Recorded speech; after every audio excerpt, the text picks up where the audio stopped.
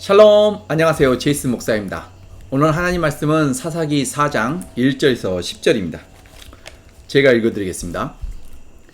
에옷이 죽으니 이스라엘 자손이 또 여호와의 목전에 악을 행하매 여호와께서 하솔에서 통치하는 가나안 왕 야빈의 손에 그들을 파셨으니 그의 군대 장관은 하롯셋 학고임에 거주하는 시스라요.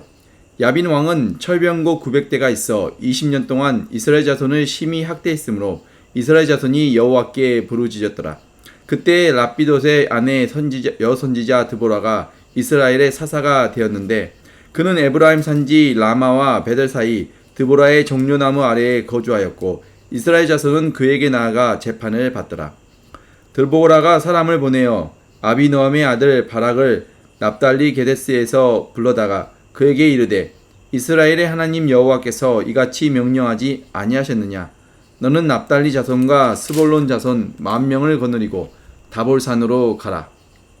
내가 야빈의 군대 장관 시스라와 그의 병거들과 그의 무리를 기송강으로 이끌어 내게 이르게 하고 그를 내 손에 넘겨주리라 하셨느니라. 바락이 그에게 이르되 만일 당신이 나와 함께 가면 내가 가려니와 만일 당신이 나와 함께 가지 아니하면 나도 가지 아니하겠노라 하니 이르되 내가 반드시 너와 함께 가리라. 그러나 내가 이번에 가는 길에서는 영광을 얻지 못하리니 이는 여호와께서 시스라를 여인의 손에 파실 것임이니라 하고 드보라가 일어나 바락과 함께 게데스로 가니라. 바락이 스볼론과 납달리를 게데스로 부르니 10,000명이 그를 따라 올라오고 드보라도 그와 함께 올라가니라. 아멘. 하나님의 말씀입니다. 사사기를 읽다 보면 정말 인간은 구제불능이구나 라는 생각이 자주 듭니다.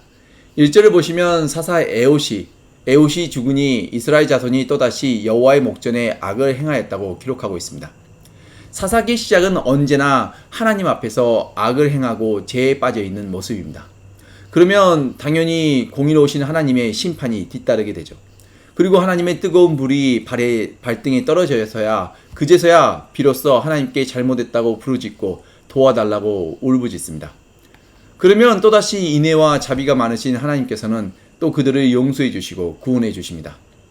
그뿐만 아니라 하나님께서 그들을 축복하셔서 모든 것을 다 회복시켜 주십니다.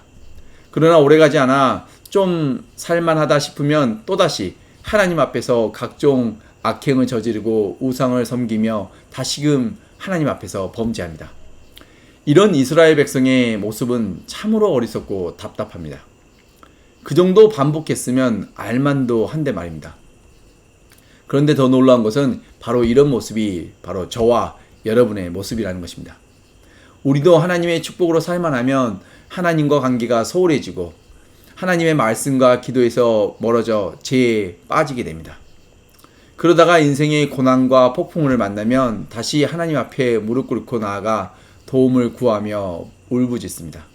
그러면 하나님께서 또다시 우리의 죄를 용서해 주시고 도와주시고 회복시켜 주십니다.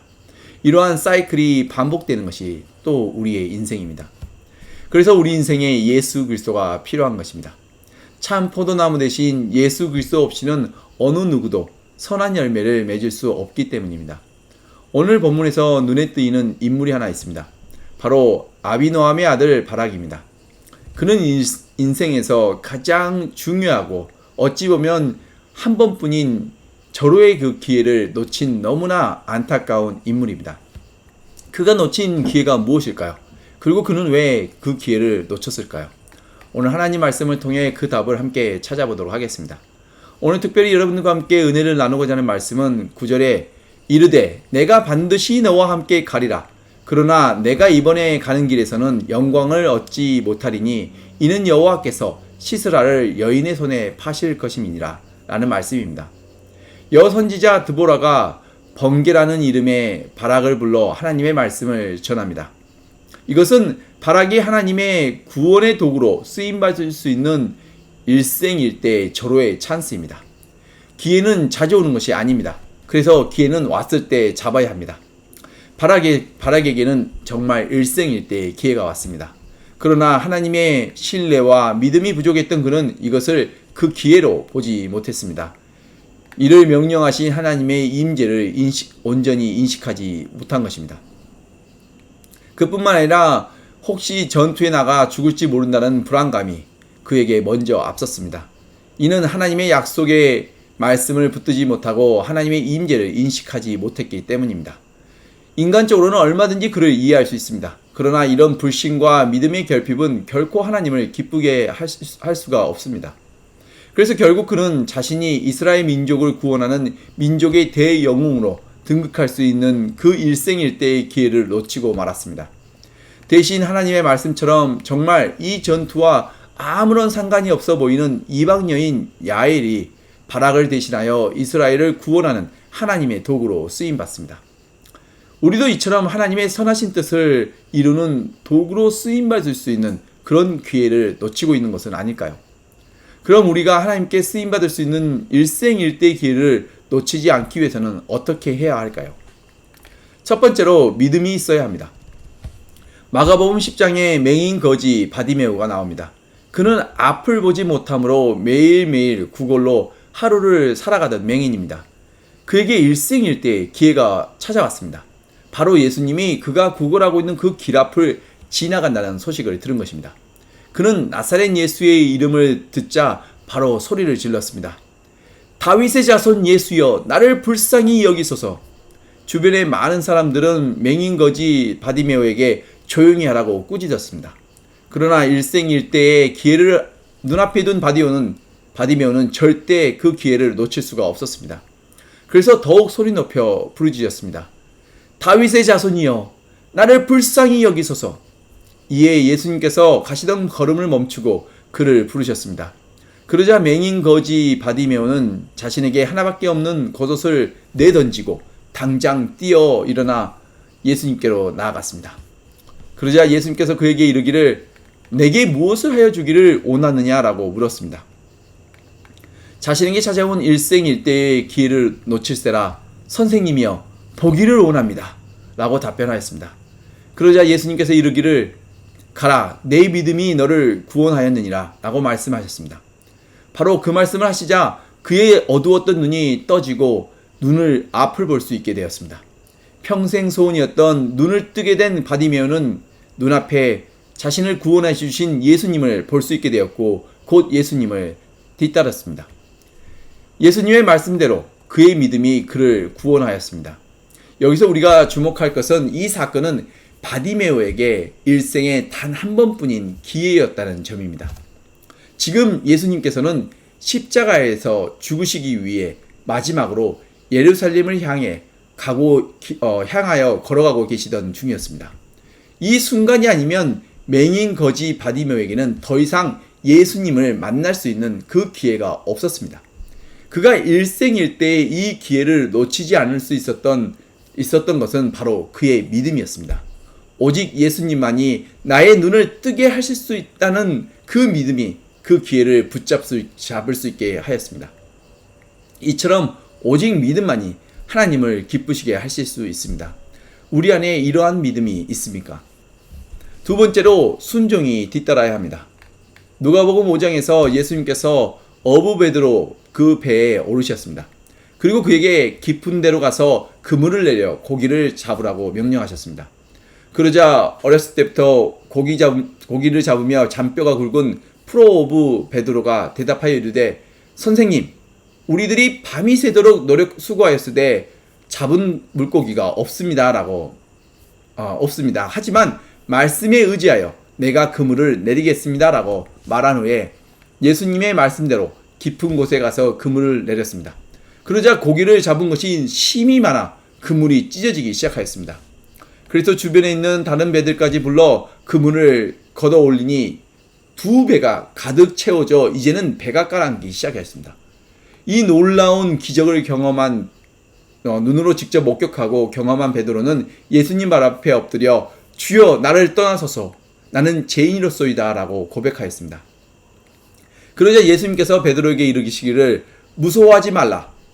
이제 후로는 내가 사람을 낚는 어부가 되리라 하시니 베드로가 모든 것을 버려두고 예수님을 따라갔습니다. 만약 베드로가 예수님 말씀에 순종하지 않았더라면 그가 이런 놀라운 기적을 경험할 수 있었을까요? 만약 베드로가 예수님의 말씀에 순종하지 않았더라면 그가 초대교회의 리더가 되어 한 번 설교에 3,000명이 하나님께 되돌아오는 그런 놀라운 일들을 해낼 수 있었을까요? 우리 안에 이런 순종이 있습니까? 하늘 보좌를 버리시고 이 낮고 낮은 땅으로 그리고 우리에게 찾아와 우리 안에 거하시며 우리와 함께 하시는 예수님께서 오늘도 우리에게 새로운 기회를 주고 계십니다. 내 주변의 사람들에게 진리를 담대하게 선포하고 예수 그리스도의 사랑을 실천할 수 있는 그 기회를 주고 계십니다. 그래서 모든 선한 일에 많은 열매를 맺을 수 있는 그 기회를 주고 계십니다. 문제는 우리가 이 기회를 믿음과 순종으로 붙잡을 수 있느냐라는 것입니다. 바락과 같이 하나님의 선하신 뜻을 이루고 민족의 대영웅이 될 수 있는 일생일대의 기회를 놓치고 싶은 사람은 아마 아무도 없을 것입니다.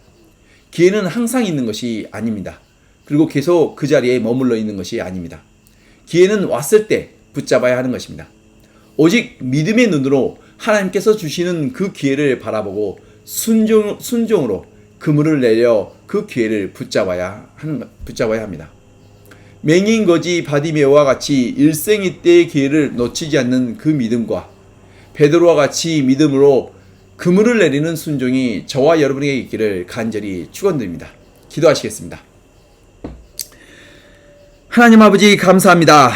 예수 그리스도의 십자가 사랑을 통해 너무나 부족하고 제약된 우리를 거룩하신 하나님의 자녀 삼아 주시고 예수 그리스도의 생명을 나누어 주심에 감사합니다. 주님의 뜻을 따라 살아가기에 너무나 부족하고 연약한 우리를 불쌍히 여기시고 우리가 실족할 때마다 우리의 연약한 손을 다시 붙잡아 주심에 또한 감사합니다. 오늘도 우리와 함께 하시며 매일 새로운 기회를 주심에 감사합니다. 우리가 하나님께서 주시는 기회를 순종으로 붙들 수 있도록 믿음을 더하여 주시옵소서. 그리고 하나님의 선하신 뜻을 깊이 깨달아 하나님의 말씀과 뜻에 순종하여 하나님의 기쁨이 되게 하여 주시옵소서. 그리고 언제나 진리와 생명의 근원 되신 예수 그리스도에게로 깊이 뿌리를 내리고 언제 어디서나 담대하게 진리를 선포하며 예수 그리스도의 사랑을 실천하여 모든 선한 일에 많은 열매를 맺게 하여 주시옵소서. 그리고 우리에게 맺힌 선한 열매들을 통해 내 주변에 있는 많은 사람들에게 유익과 기쁨을 나누어 주며 하나님의 나라가 확장되어 가는 그런 아름다운 축복이 우리들의 삶 속에 있게 하여 주시옵소서. 그리고 이 모든 것을 이루시는 이는 내 자신이 아닌 우리 안에 살아계신 예수 그리스도심을 믿고 의지하며 영원한 생명과 소망의 이름 되신 예수 그리스도의 이름으로 간절히 기도드렸습니다. 아멘.